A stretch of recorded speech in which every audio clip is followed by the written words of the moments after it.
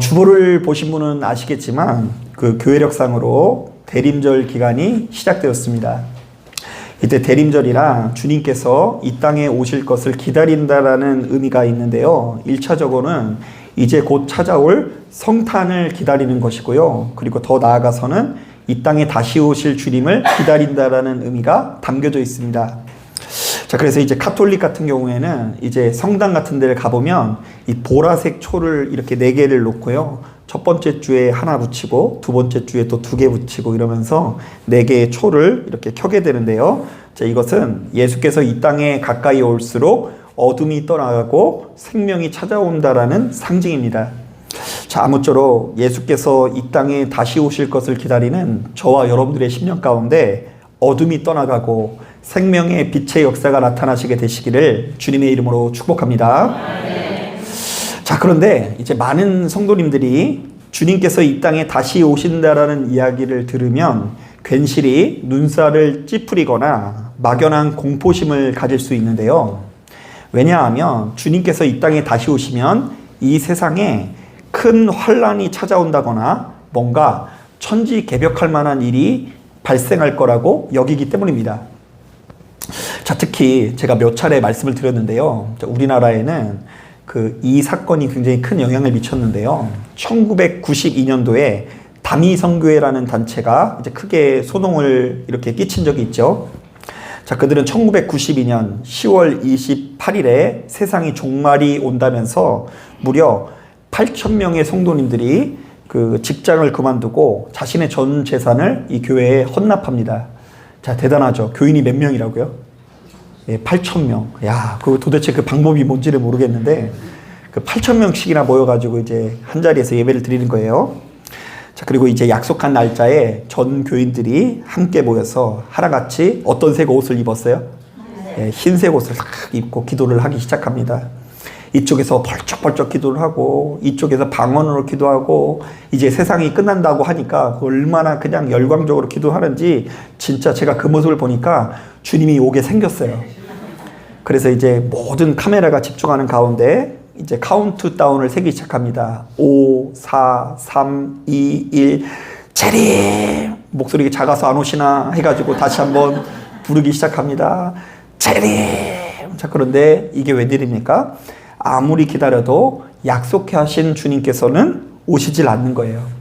자, 그래서 이때부터 이 땅에 있는 모든 교회들이 거의 도매금으로 이 비난과 조롱을 받고요. 자, 그때부터는 이제 재림이라는 말을 입 밖에 꺼내는 것이 일종의 금기어 비스무리하게 됐다라는 느낌이 들기도 합니다. 자, 하지만 예수 믿는 우리들은 이 재림이라는 것을 그저 묻어둘 수만은 없는데요. 자, 왜냐하면 이것은 신약 성경에서만 무려 300회 이상 사용되었거든요. 이 진리라는 말은 오히려 한 20번 정도밖에 사용을 안 했어요. 오히려 재림이라는 말은 몇 번 사용됐다고요? 300번. 자, 그러면 이것은 굉장히 중요한 핵심 가르침이라고 할 수 있는데요. 실제로 주님께서는 부활 승천하시면서 이 땅에 다시 오실 것을 분명히 약속하시고요. 제자들도 역시 오순절날 성령을 받은 이후에 제일 먼저 꺼낸 설교 말씀이 재림에 관한 설교입니다. 자, 또한 당시 모든 교회들에게 재림은 성도들이 반드시 가지고 있어야 되는 가장 큰 소망이었다고 합니다. 자, 그런데 예수 믿는 우리들이 바로 이런 주님의 가르침과 교회의 전통을 뒤로하고 재림에 관한 메시지를 마냥 외면할 수는 없습니다. 자, 한번 따라해 보겠습니다. 주님께서는 다시 오실 것입니다. 한번 따라하겠습니다. 이 땅에 살아가는 우리들은 다시 오실 예수님을 기다려야 한다. 자, 그런데 예수 믿는 우리들은 재림에 관한 신앙을 갖는 것도 중요하지만 그 이전에 반드시 깨달아야 되는 것이 있는데요. 성도가 주님을 만나는 것이 얼마나 복되고 행복한 일인지를 알아야 될 줄로 믿습니다. 여러분, 주님을 만나고 싶으십니까? 이게 무슨 말일까? 주님이 보이지도 않는데. 자, 그런데 주님을 만난다라는 것이 여러분들에게 참 행복하고 즐거운 일이세요? 바로 그런 사람들만이 주님이 이 땅에 다시 오시는 것을 기다릴 수 있을 거예요. 자, 오늘 우리가 읽은 이 본문은 바로 이런 점에서 너무나 귀한 가르침을 줍니다. 자, 말씀을 보니까 역사상 가장 위대한 선지자로 알려져 있었던 엘리야의 상태가 별로 좋지 못한 것 같은데요. 자, 그는 이세벨 여왕의 위협 속에서 바짝 쪼그라들어서 사람의 발길이 닿지 않는 광야로 피신을 가게 됩니다. 자, 그리고는요, 한 로덴나무 아래서 쉬면서 이 굉장히 이상한 기도를 하고 있는데요. 이게 기도인지 아닌지 우리 같이 한번 읽어볼게요. 우리 다 같이 4절 말씀 같이 한번 읽어보겠습니다. 시작. 자기 자신은 광야로 들어가 하룻길쯤 가서 한 로덴나무 아래에 앉아서 자기가 죽기를 원하여 이르되 여호와여 넉넉하오니 지금 내 생명을 거두시옵소서. 나는 내 조상들보다 낫지 못하니이다 하고. 자, 저는 지금 이 엘리야가 드리는 기도가 조금 부자연스러워 보이는데요. 자, 왜냐하면 그가 진짜 죽고 싶으면 어디에 머물러 있으면 돼요? 유대 땅에 머물러서 그냥 이세벨에게 죽으면 되잖아요. 자, 그런데 굳이 광야로 피신을 가서 이런 기도를 하는 것이 앞뒤가 맞지 않게 느껴집니다. 엄연히 따졌을 때 그가 광야에 오고 그리고 저 유대 땅에 돌아가지 못하는 이유는 죽기 싫어서 지금 이곳에 머물러 있는 거 아닙니까? 자, 그런데 엘리야는 살자고 온 광야에서 왜 이렇게 참혹한 고백을 남기고 있는 것일까요? 자, 그 이유는 아주 간단합니다. 자, 엘리야는 지금 죽고 싶어서 이런 기도를 하는 것은 아닌 것 같아요. 이제 진짜로 이 말씀 뒤에 보면은요, 하나님 앞에 힘을 나서 이 엘리야가 일어나긴 일어나는데 굴 밖으로 나가지 못해요. 굴 밖에 나가면 죽을까봐. 그러니까 굉장히 살려고 하는 사람이에요. 자, 그런데 이 사람이 왜 이런 고백을 하냐면 그의 10년 가운데 찾아온 패배감이 그야말로 어마어마하기 때문에 이런 고백을 하는 것입니다. 자, 이른바 엘리야는 하나님께 부름을 받은 선지자로서 지금 자신의 처지가 너무 한심하고 면목 없게 느껴지니까 자기가 보았을 때도 지금 자기 자신이 못난 사람처럼 느껴지니까 바로 이렇게 처참한 고백을 남기고 있는 것입니다. 자, 가만히 보면 여러분, 사람은요, 주변에 있는 누군가에게 인정을 받고 환호를 받는 것도 중요하지만 그 무엇보다 자기 자신이 납득할 만한 삶을 살아가는 것이 중요한데요. 만약 우리가 겉으로 볼 때 모든 면에서 형통할지라도 정작 자기 자신이 자기를 볼 때에 한심하게 느껴진다면 때로는 살아도 산 인생이 아닌 것처럼 느껴질 수 있고요. 반대로 우리가 겉으로 볼 때 모든 면에서 비루할지라도 자기 자신을 볼 때에 가치 있고 아름다운 삶을 살고 있다면 그야말로 힘을 내서 살아갈 수 있을 것입니다. 자, 이런 점에서 최근에 화제가 되는 주제가 있는데요. 이게 참 어려운 게요. 얼마 전까지만 해도 이 칭찬을 하면 뭐가 춤을 춘다 그랬죠? 예, 그래서 막 칭찬해줘야 된다 그랬죠. 근데 요즘엔 전혀 반대 개념이 나왔는데요.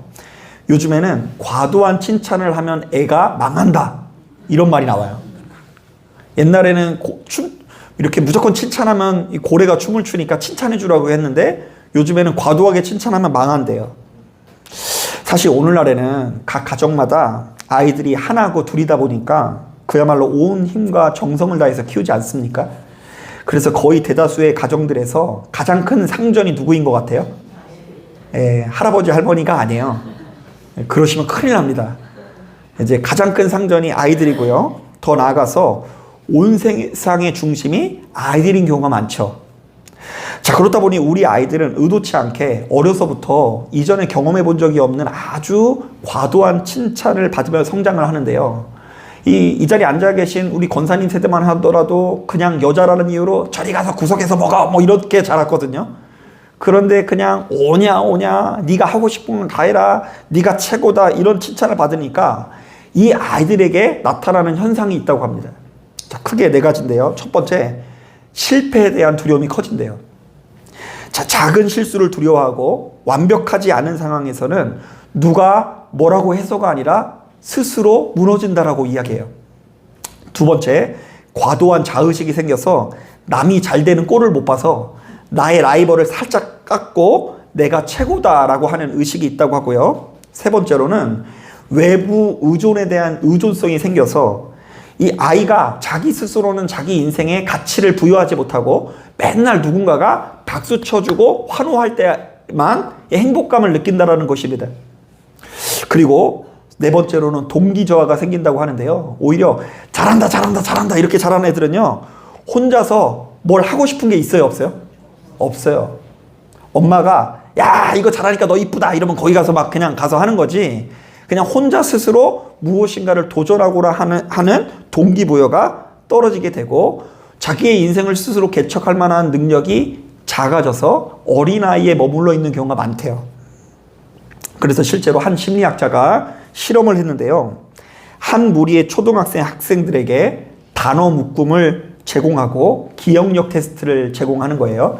이제 기억력 테스트를 하는 거예요. 이 단어를 보고 자 봐라, 이 단어 뭐 있는지 기억해봐. 그래서 어떤 거 기억나? 이러면서 이 과정에서 아이들이 답을 적는 동안에 옆에 있던 교사가 연신 과도한 칭찬을 해보는 거예요. 야, 너 진짜 천재구나. 내가 교직생활 30년 만에 드디어 너를 만났다. 너는 거의 천재다. 우리나라의 보물이 될 거다. 자, 그리고 난 이후에 교사는 급한 일이 있다면서 답안지를 놔둔 채 교실을 벗어나게 되는데요. 자, 그러면 선생님이 없는 사이에 그 칭찬을 받는 애들은 답안지를 본다, 안 본다? 어떻게 하셨어요? 무려 70%의 학생들이 그 과도한 칭찬을 받은 이후에 답안지에 슬쩍 손을 댄다고 합니다. 왜냐하면 나에게 엄청난 기대를 하고 있는 선생님을 실망시킬 수는 없는 노릇이기 때문입니다. 그러니까 자기 혼자서는 이 약해서 아무것도 할 수 없고요. 선생님의 칭찬에만 의존하는 인생이 된 거예요. 자, 그런데 이것은 아이들에게만 나타나지 않고요. 성인이 된 대학생들을 대상으로 한 실험에서도 동일한 현상이 나타났다고 하는데요. 그래서 최근에는 이런 말이 유행이라고 하더라고요. 칭찬은 고래를 춤추게 하고 과도한 칭찬은 고래를 컨닝하게 한다. 들어보셨어요? 여러분 너무 막 칭찬하고 네가 최고야 이러면 걔 학교 가서 뭐 하고 있다고요? 컨닝하고요. 컨닝을 하지 않았으면 아마 답안지 그 결과물 나왔을 때 엄마한테 그거 숨길 거예요. 숨겨가지고 성적 안 나왔어. 모르겠는데 모르긴 뭘 몰라요. 다 아는데 엄마한테 안 보여주는 거지. 자, 어쨌든 우리 인간은 바로 이렇듯 연약한 존재여서 우리에게 찾아오는 무수히 많은 절망과 실패를 견뎌내지 못하고요. 때로는 깊은 어둠에 사로잡힐 수 있는데요. 칭찬을 조금도 받지 못한 사람도 한없이 움츠러들어서 어둠에 빠지고요. 칭찬을 반대로 과도하게 받는 사람도 역시 한없이 움츠러들어서 깊은 어둠에 빠지게 된다라는 이야기입니다. 자, 이것은 오늘 우리가 읽은 본문에 나오는 엘리야도 마찬가지였습니다. 사실 엄연히 따졌을 때 성경에서 가장 능력이 많은 선지자가 누구예요? 엘리야 아닙니까? 일단 그는 엄청난 영감을 가지고 있어서 이 범죄한 이스라엘 백성들에게 기도했더니 갑자기 가뭄이 들고요. 그가 기도했더니 그 가뭄이 해결이 돼요. 또한 사르밧 과부의 죽은 아들을 위해서 기도할 때에 눈앞에서 죽은 자가 살아나는 역사가 나타나게 됩니다. 자, 그리고 무엇보다 앞거린 것은 엘리야가 혼자서 바알을 섬기는 자 몇 명이요? 450명과 대결하는 장면인데요. 450명과 혼자서 기도하는 이 대결에서 누가 승리를 해요? 엘리야가 승리를 거두면서 무수히 많은 사람들 앞에서 하나님께서 살아계시다라는 것을 드러내게 됩니다. 자, 그래서일까요? 이스라엘 백성들은 오늘날까지도요, 자신들이 보기에 큰 선지자가 나타나면 이 땅에 누가 왔다고 해요? 엘리야가 왔다고 하고요. 심지어 이 땅에 오신 예수를 보고도 당신이 누구가 아니냐고 물어봐요? 엘리야가 아니냐고 물어봅니다. 자, 그런데 이렇게 신령한 엘리야도 자신에게 찾아온 시련 앞에서 완전히 무너지기도 하고요. 바로 이러한 패배감을 안고 광야로 도망가서 이런 기도를 하게 됩니다. 하나님, 이제 나는 끝났습니다. 저를 죽여주시옵소서. 저는 선조들보다 조금도 나을 것이 없는 못난 놈입니다. 자, 바로 이때 완전히 무너진 엘리야를 가만히 내버려 두었으면 그의 인생은 완전히 꺾여서 그 어떤 희망이나 소망도 갖지 못한 채 그의 인생은 살아도 산 인생이 아니었을 것입니다. 자, 그러나 전능하신 하나님께서 엘리야의 인생에 개입해 주시는데요. 자, 우리 다 같이 5절부터 7절 말씀 천천히 한번 읽어보겠습니다. 시작. 로뎀 나무 아래에 누워 자더니 천사가 그를 어루만지며 그에게 이르되 일어나서 먹으라 하는지라. 본즉 머리맡에 숯불에 구운 떡과 한 병 물이 있더라. 이에 먹고 마시고 다시 누웠더니 여호와의 천사가 또다시 와서 어루만지시며 이르되 일어나 먹으라. 내가 갈 길을 다 가지 못할까 하노라 하는지라. 자, 말씀을 보니까 하나님께서 자기 살자고 모든 사역을 내팽겨친 엘리야에게 아무런 조건 없이 무엇을 주었다고 해요? 구운 떡과 물을 주었다고 하시고요. 또한 삶의 의욕을 완전히 잃어버린 엘리야를 어루만져 주셨다라고 합니다. 한번 따라해 보겠습니다. 하나님께서 엘리야를 어루만져 주셨다.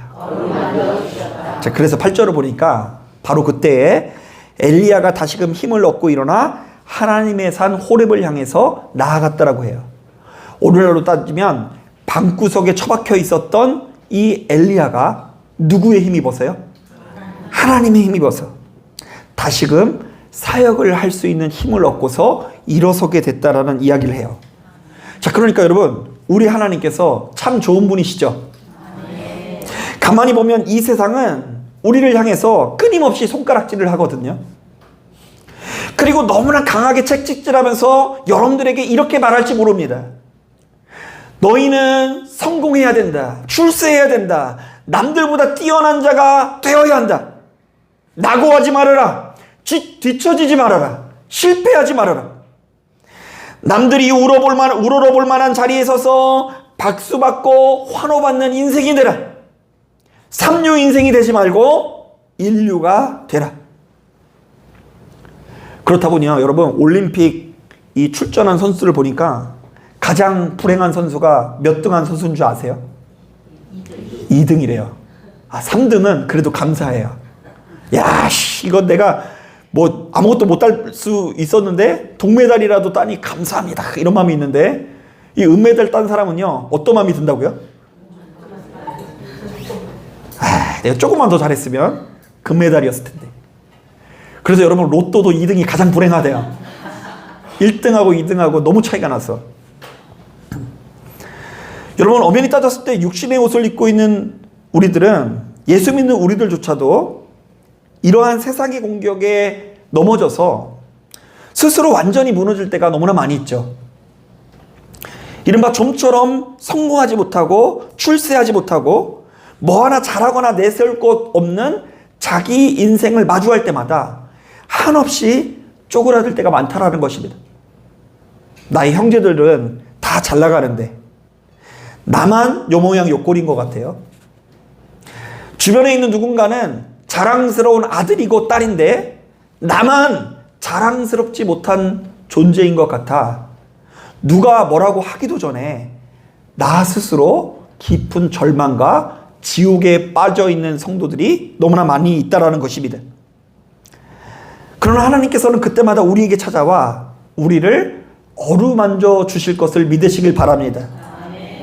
또한 바로 이렇게 연약한 우리들을 아끼고 사랑하사 구운 떡과 물을 주실 것이고요. 우리를 다시금 일어설 수 있도록 힘주시는 분이라는 것을 기억하시길 바랍니다. 저도 역시 목회 현장에서 바로 이것을 날마다 경험하고 있는데요. 사실 저는 신학교 다닐 때에 이제 가장 듣기 싫은 말 중에 하나가 이런 말이었어요. 여러분, 이런 말 들어보셨어요? 목사님 자녀들이 확실히 목회를 잘하더라. 기분 나쁘죠? 자, 왜냐하면 제가 그때만 하더라도 목사님 자녀가 아니어서 목사님 자녀들이 그런 특권의식을 갖는 것을 참 못마땅하게 여길 때문입니다. 그래서 이제 제가 조금 더 큰 교회에서 사역을 할 때 그 당시 이제 감사하게도 담임 목사님이 권한을 많이 주셔서 제가 전도사인데 함께 사역할 전도사님을 제가 직접 뽑았어요. 제가 면접하고 뭐 비전이 뭐냐, 어떻게 사역을 하고 싶냐 물어보고서 제가 골라가지고 사역을 했는데 그때마다 최종 후보에 목사님 자녀와 일반 성도님 자녀가 있으면 제가 누구를 뽑았을 것 같아요? 일반 성도님. 그 목사님 자녀들은 너는 어차피 빽 있으니까 더 좋은 데 가고 그냥 일반 성도님 자녀를 제가 이렇게 뽑았어요. 하지만 제가 목회 현장에서 머물러 있다 보니 목사님 자녀들이 목회를 잘한다라는 말에 그래도 어느 정도 조금 싫지만 공감을 하게 되는데요. 왜냐하면 다른 것을 떠나서 목사님 자녀들의 내구력이 일반 성도님의 자녀들보다 훨씬 더 이렇게 좋다고 느껴질 때가 많기 때문입니다. 사실 여러분, 교회를 담임하는 목사 입장에서는요, 기쁘고 즐거울 때도 있지만 낙심할 일이 참 많이 있거든요. 특히 여러분, 개척교회의 성적표는 좋을 것 같아요, 안 좋을 것 같아요? 통계상으로 볼 때 개척교회가 살아남는 것 같아요? 못 살아남아요. 여러분, 요즘에 교회를 세워놓으면 부흥하는 교회보다 문을 닫는 교회가 훨씬 더 많습니다. 저희 이제 감리교회도 이렇게 매 달마다 이제 어떤 사람이 어느 교회로 이동을 했는지 그 인사가 이제 전국에 공개되는 곳이 있는데요. 거기 보면 미파나 이제 그 휴직으로 이렇게 목회를 잠시 쉬게 되는 목사님들이 한 달에 30명씩 나옵니다. 그러니까 30명씩 이제 목회를 이제 쉬게 될 수밖에 없는 상황이에요. 자, 그런데 아버지 목사님들이 목회 현장에서 바로 이것을 일평생 경험하다 보니까 자신의 아들이 이제 곧 개척한다 그러면 개척하는 아들에게 신신당부를 합니다. 아들아, 부흥을 하는 것이 이상한 거니까 걱정하지 말아라. 이 개척을 하면서 뭐라 그런다고요? 부흥을 하는 게 이상한 일이다. 아빠 주변에 보니까 다 어려움을 겪으니까 낙심하지 말고 설교를 좀 못하고도 되니까 너무 히트 치려고 하지 말고 하나님 앞에 신실하게 살아가기 위해서 노력해라. 이렇게 얘기를 해요. 자, 그러니까 이분들의 내구력이 상대적으로 좋을 수밖에 없죠. 평신도들은요, 일반적으로 신앙이 더 좋아요. 너는 부르짖으라. 그러면 응답이 된다, 안 된다? 교회를 개척했으면 기도만 해. 잘 될 거야. 이렇게 개척을 시키고요. 또 이 목사님 자녀분들은 되게 좀 부정적이에요. 야, 어차피 해도 안 되니까 그냥 신실만 해. 누구한테요? 하나님께 신실해. 자, 그래서 이제 어려운 여건 속에서 자신이 사역하는 교회를 오래도록 지키시는 목사님들은 하나같이 목사님 자녀인 경우가 많은데요. 특히 아버지 목사님이 일평생 이름 없이 빚도 없이 농촌에서 헌신을 하는 것을 보고 자란 아이들은 신학교로 오면서 그런 삶을 각오하는 거예요. 아빠가 30년간 농촌에서 자기가 일해서 목회하는 스타일의 목회를 하고 있어요. 그러니까 보고 자란 게 있어서 교인이 없으면 스스로 일을 하기도 하고, 이른바 성공이나 출세를 위한 목회가 아니라 교인이 몇 명이 되든 간에 십자가를 짊어진 준비가 참 잘 되어 있다라고 느껴질 때가 제가 많이 있더라고요. 아, 이게 목회인데 이렇게 자세가 잘 갖춰져 있구나, 이런 생각이 제가 많이 들더라고요. 자, 그런데 솔직히 말하면 저는 목회 현장에서 이런 문제로 인해서 얼마나 요동했는지 모릅니다. 솔직히 말하면 저는 본문에 나와 있는 이 엘리야와 같은 모습일 때가 많았고요. 더 나아가서 이제 엘리야는 그래도 믿음이 좋은 거고요. 얘는 기도를 좀 성의껏 하잖아요, 그래도. 그런데 더 수준 높은 선지자가 요나라는 선지자가 있어요. 요나는 막 하나님 앞에 성질 내고 막 그러거든요. 아, 하기 싫은데 왜 시켜요? 막 이래요. 근데 저는 주어진 상황이 너무 힘들어서 수시로 도망가고 싶을 때가 많았는데요. 왜냐하면 냉정하게 말하면 저에게 주어진 목회 환경이 좋지 못했던 것은 아니에요. 감사하게도 저는 목회를 할 때마다 그래도 함께 예배드릴 성도들이 그래도 있었어요. 그래서 정작 주변에 있는 목사님들이 항상 부러워했어요. 야, 우리는 30명으로 시작했는데 지금 다 안 남았는데 너희는 그래도 어떻게 이렇게 모이냐, 비결이 뭐냐, 이런 얘기를 지금까지도 많이 들어요.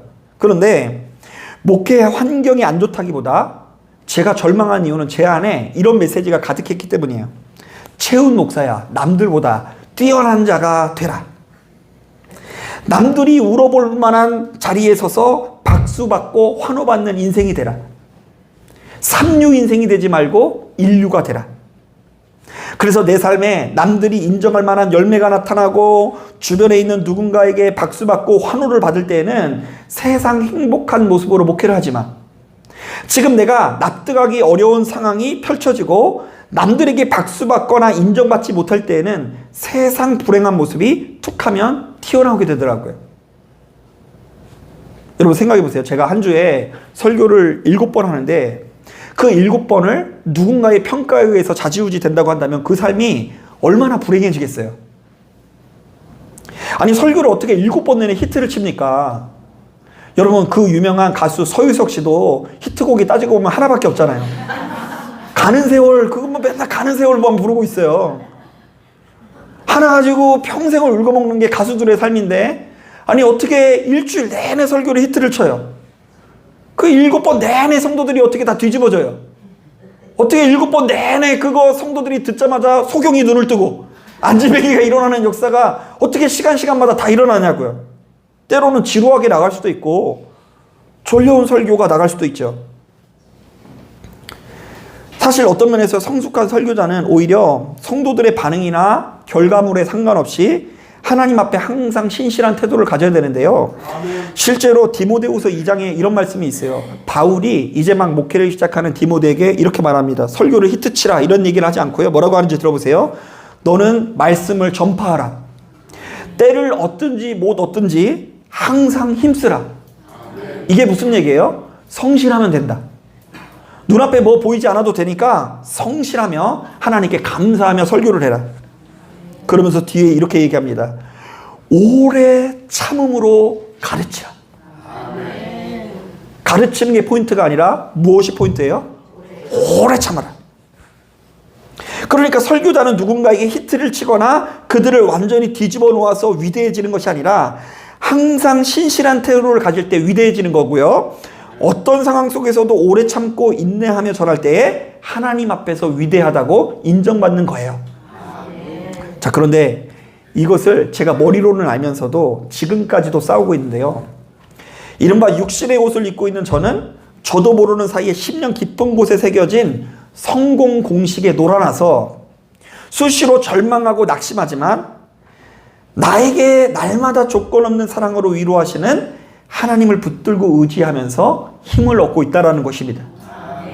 그래서 오늘 예배 때 말씀을 안 듣는 거 보니까 그냥 제가 또 가서 위로를 받아야 되겠어요. 네, 농담으로 말씀드리는 거예요. 실제로 주님께서 매일같이 저에게는 이렇게 말씀하십니다. 사랑하는 아들아, 실패해도 괜찮다. 사랑하는 아들아, 네가 좀 못해도 괜찮다. 그럼에도 불구하고 네가 성실하고 신실하게 최선을 다하고 있는 거 안다. 버티고 있는 거 안다. 그래서 제가 요즘 드는 생각은 제가 이것을 좀 더 빨리 알았으면 저의 인생이 좀 달라졌을 것 같다는 생각도 들기도 하고요. 지금껏 목회를 하면서 누군가 저에게 넌 잘해야 된다, 성공해야 된다, 이래 해서 좋은 결과가 나지 않는다라고 지적하는 것이 아니라 실패해도 괜찮다라고 꾸준히 이야기해 줬다고 한다면 제가 훨씬 더 행복하게 목회했을 거라는 생각이 들기도 합니다. 그러니까 여러분, 다른 사람의 평가를 받는 것보다 더 무서운 건 스스로 납득하지 못할 삶을 살아가는 게 무서운 거예요. 그래서 제가 이제 부끄러운 이야기지만 이렇게 멀쩡해 보여도 흰머리가 많고요. 목회하는 와중에 괜히 누가 힘들게 해서가 아니라 따지고 보면 스스로 무너져서 귀에도 이명이 생겨서 항상 귀에서 삐 소리가 나요. 그 삐 소리랑 같이 살아가고요. 심지어 성대도 2개가 있는데 하나가 이게 안 움직이고 이제 안 움직여서 원래는 이렇게 움직여야 되는데 이게 하나는 안 움직이고 이거는 하나가 더 크게 움직여요. 이렇게 비정상적으로 이렇게 퇴화가 된 거예요. 저 나름대로 여러 가지 마음고생으로 인해서 이 어두움함이 있는데 제가 이것을 어떻게 알게 됐냐면 이번 주 수요일인가? 여러분 눈이 엄청 많이 왔죠? 그래가지고 이때 밖에 나가니까 눈이 엄청 많이 오고 상태에서 딱 집이 아니라 교회 딱 들어왔는데요. 수요 예배 드리기 위해서. 근데 그날따라 이제 성도님들이 아무래도 눈이 많이 오니까 이제 굉장히 늦게 오시고 조금 오셨어요. 7시 25분까지는 거의 안 오셔가지고 야 오늘 쉬어야 되겠다 이렇게 생각을 했는데 7시 25분 지나니까 또 오셔가지고 예배를 드리려고 하는데 그때 문득 제가 처음으로 교회를 개척했을 때 그때 제가 떠오르면서 눈물이 나더라고요. 그때 야 내가 주변 사람들에게 보여줘야 되는데 내가 이전에 전도사 생활할 때 엄청 많은 사람들에게 인정받았는데 그것을 못 보여주면 어떡하나 하면서 신음하고 괴로워하고 그리고 막상 교회를 개척하면 사람이 안 오게 돼 있어요. 사람 없는 상태에서 막 수백 명 앞에서 설교를 하다가 갑자기 한 5명 앞에서 설교를 하는데 한 사람이 하고 그냥 앞에서 설교를 듣다가 갑자기 의자체에 쓰러져 버리질 않나. 의자를 막 쓰러져 버려요. 그리고 막 일어나시더니 아내한테 왜 밀어! 이러면서 성질을 내요. 괜히 창피하니까 나한테 뭐라 그래! 막 이러고. 뭐 이런 상황이 너무 절망스럽고요. 그리고 뭐 누군가가 그냥 어쩌다가 기도를 받고 막 수십 년 동안 자기가 불면증을 앓고 있다가 목사님이 기도해줘서 내가 우리 교회를 좀 등록하겠습니다 해서 등록을 했거든요. 그런데 이분은 교회를 나오신 이유가 불면증 치료받기 위해서 나온 거예요. 그래가지고 그냥 올 때마다 목사님 기도해 주세요. 기도를 콱 해줍니다. 막 찍어서 바울처럼 막 해줍니다. 그리고 나서 다음번에 와가지고 인상이 어두워요. 다음번에 와서. 근데 왜 어둡나 봤더니 잠을 한숨도 못 잤대. 다시 기도해달래요. 그래가지고 턱 막 기도를 해줬는데 또 못 잤대요. 나중에는 그분을 피하게 돼요. 그분이 좌하면 나는 우하고 그냥 오시면 인사도 안녕하세요 이렇게 넘어가고. 왜 하나님께서 역사 안 하시는지. 사람이 늘어나야 되는데 또 오신 분이 돌아가셔요. 그리고 돌아가신 분이 원래 개척교회들은 다 각 자리에 앉는 자리가 있거든요. 장로님 맨날 저기만 앉으시잖아요. 그죠? 방권사님 맨날 저기만 앉으시고. 근데 그 앉는 자리에 누군가가 비워질 때 이 상실감이 느껴지고 괴로움이 느껴지고 누군가가 나에게 불만을 제기하고 맞섰을 때에 사실 누군가가 나를 힘들게 만든 게 아니라 저 스스로 무너졌다는 생각이 많이 들기도 합니다. 저는 이 자리에 참석한 여러분들이 바로 그렇게 절망스러운 상황 속에서 주님께서 어떤 분이신지를 않고 그 주님께서 우리에게 주시는 아름다운 음성을 들으면서 좀 더 단단하고 유연한 인생이 되길 바랍니다. 아멘. 여러분, 예수 믿는 우리들도 때로는 넘어질 수 있어요. 실수할 수 있습니다. 못나고 부족할 수 있습니다. 얼마든지 우리 권사님들도 실패할 수 있어요. 내가 이런 모습만큼은 보여주고 싶기 싫었는데 그 모습이 하필이면 주변에 누군가에게 드러날 수 있어요. 그러나 바로 그런 순간이 찾아올 때마다 지나치게 움츠러들지 말고 하루속히 주님께 나아가 그분께서 우리를 어루만져 주시는 손길을 경험하시길 바랍니다. 아마도 우리가 그렇게 주님께 찾아가면 그렇게 수치스러워하고 실망스러워하고 실패감에 젖어 있는 우리들에게 하나님께서는 아무런 조건 없이 구운 떡과 마실 물을 주시는 그런 따사로운 손길을 여러분들에게 베풀어 주실 줄로 믿습니다. 아멘. 자, 그래서 우리는 바로 그 힘에 의지해서 다시금 일어서서 하나님의 산 호렙을 향해서 40주 40야를 걸어갈 수 있는 거예요. 아멘. 여러분, 조건 없이 여러분들을 아끼고 사랑하시는 하나님의 사랑에 힘입어 자기 자신에게 좀 더 관대한 삶을 사시길 바랍니다. 자기 자신을 지나치게 닥달하거나 못살게 굴어서는 안 됩니다. 어쩌다 한두 번 실패하거나 실패했다고 그것에 지나치게 갇혀서 여러분들의 인생을 낭비할 필요가 없으니 하루속히 그 어둠에서 나오시길 바랍니다. 술독에 빠져 있을 필요도 없어요. 그냥 방에 꼭 박혀서 사람도 안 만나고 길에 지나다니면서 그냥 모자를 푹 눌러 쓰고 누가 봐도 상처받은 사람처럼 시련 가운데 어둠 가운데 머물 필요 없이 그 어둠에서 나오실 수 있었으면 좋겠어요. 아멘. 그리고 또한 하나님께서 여러분들을 그렇게 조건 없이 아끼고 사랑해 주시는 것을 경험하는 가운데 주변 사람들에게도 조금 더 관대한 사람이 되길 바랍니다. 아멘. 가끔씩 보면 자신이 성공하고 출세하고 싶은데 그것을 못하니까 자신의 자녀들을 앞세우면서 그 뒤에서 자녀들을 조종하면서 시종일관 몰아세우는 분들이 있어요. 내가 배우고 싶은데 못 배웠대. 내가 성공하고 싶은데 못 성공했대. 그러니까 뒤에서 자녀들을 막 조종하면서 막 몰아세우는 거예요. 성공해라.